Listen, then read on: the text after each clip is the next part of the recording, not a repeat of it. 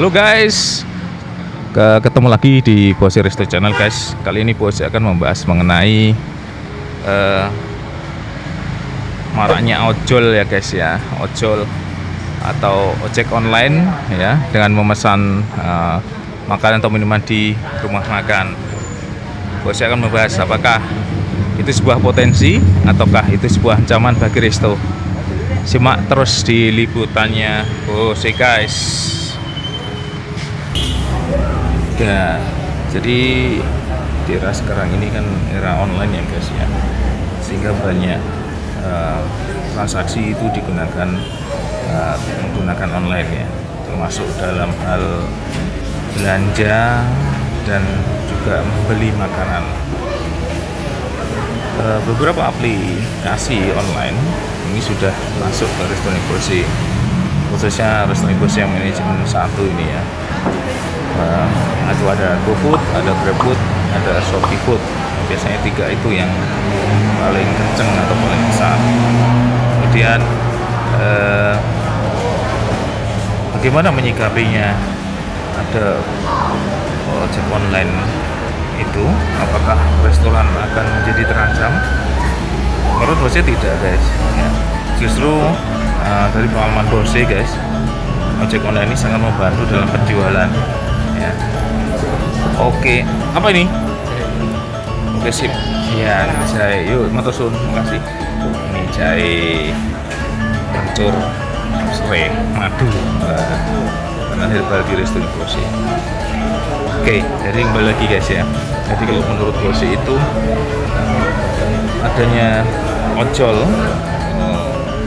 untuk pesanan makanan di restonya Bossy itu ada sebuah potensi guys, apalagi di masa-masa pandemi seperti ini guys. Jadi masa pandemi ini banyak orang yang enggan untuk pergi keluar untuk makan guys ya. Mereka memesan melalui aplikasi ojol ya, seperti yang terlihat di depan itu ya, itu juga itu ojol. Nah, kita kebetulan restonya Bossy ini sudah menjalin kerjasama khusus dengan salah satu aplikasi ojol ya, sehingga ada harga khusus dan layanan khusus juga dari restonya Bossy ya guys. Ada beberapa hal yang perlu diperhatikan guys kalau kita mau main di bidang ojol ini guys ya. Yang pertama tentang penjualan menu guys, jangan lupa untuk di-up-kan ya. Biasanya kan ada sekitar 20%-an itu yang diambil untuk aplikasi ojolnya guys.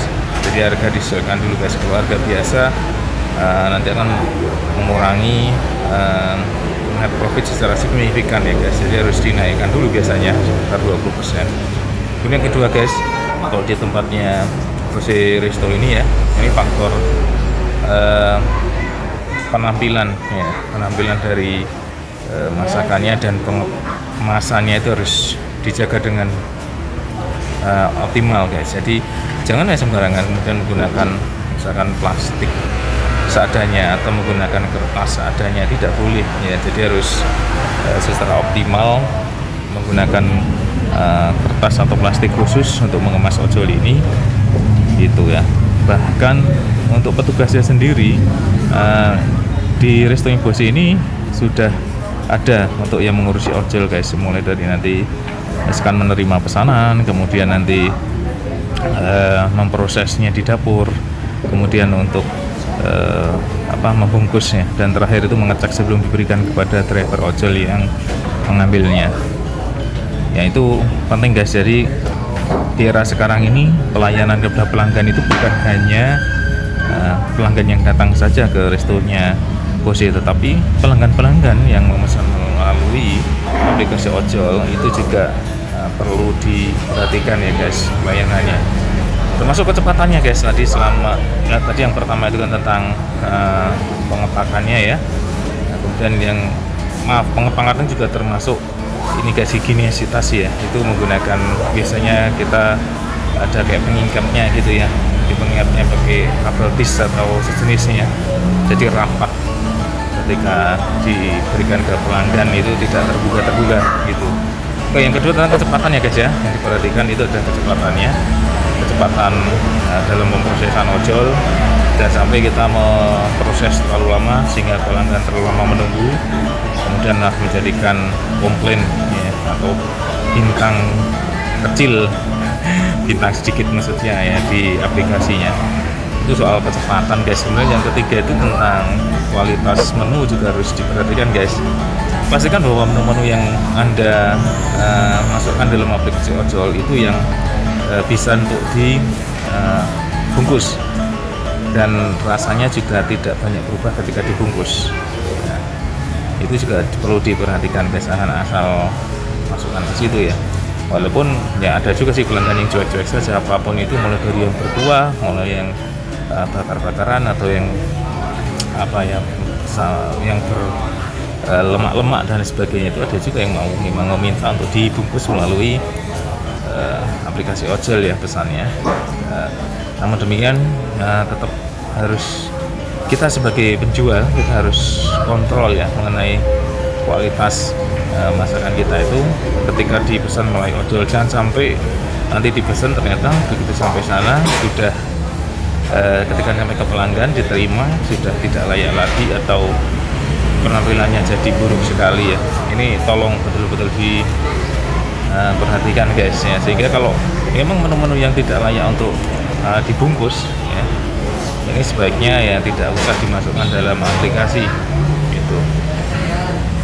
Itu guys ya. Jadi kalau menurut gue sih, kembali lagi ojol ini ya, pemesanan makanan melalui ojol ini adalah sebuah potensi yang besar yang bisa menambah omset dari resto ya. Jangan di resto yang nomor 1 itu yang ada di daerah Depok, Margonda, itu ada dapurnya khusus guys, itu dapur khusus ojol ya. Kalau di sini kebetulan kita masih dari satu, cuma petugasnya saja yang kita beri kekhususan ya untuk kerjaannya. Namun kalau di Depok itu sudah ada dapur khusus, jadi semua mulai dari pemesanan sampai dengan pembayaran itu dapur khusus. Itu di Depok untuk di restoran khusus yang nomor 1 gitu guys ya. Itu depan itu petugas khusus yang menerima ojol guys, yang tempat kita sedang mengepak gitu. Jadi sebelum keluar itu harus dicek dulu ya guys ya, satu persatu, dan ada yang terlewat dan menjadikan komplain ya. Mungkin itu saja sementara guys mengenai aplikasi ojol untuk sebuah resto ya. Apakah itu sebuah ancaman atau potensi? Jawabannya bagi bos adalah itu sebuah potensi, harus digarap dengan baik juga. Memang sudah zamannya seperti ini ya, harus kita harus menyesuaikan guys ya, jangan ketinggalan. Demikian saja liputan kali ini, semoga ada manfaatnya untuk para penonton Bosi Resto sekalian. Tetap semangat untuk menjadi owner bisnis kuliner, dan bagi Anda penikmat kuliner dan penikmat channel ini, semoga Anda sehat selalu dan bahagia. Hahaha. Sampai jumpa lagi di video berikutnya. Wassalamualaikum dan hidup madia.